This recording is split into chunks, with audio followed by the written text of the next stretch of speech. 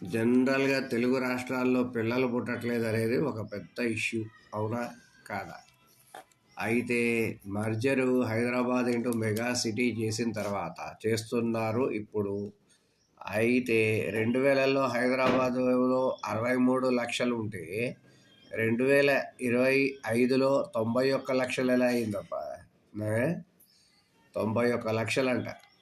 అది కాదని ఇప్పుడు ఏం చేస్తున్నారు, ఇదంతా మర్జర్ చేస్తారు కదా, మర్జర్ చేసేటప్పటికి ఇంకో 27 లక్షలు యాడ్ అవుతారంట. 27 లక్షలు యాడ్ అయ్యేటప్పటికి యాన్యువల్ పాపులేషన్ గ్రోత్ 1.48 పెరుగుతుంది అనమాట. అది 1.48 పెరిగేటప్పటికి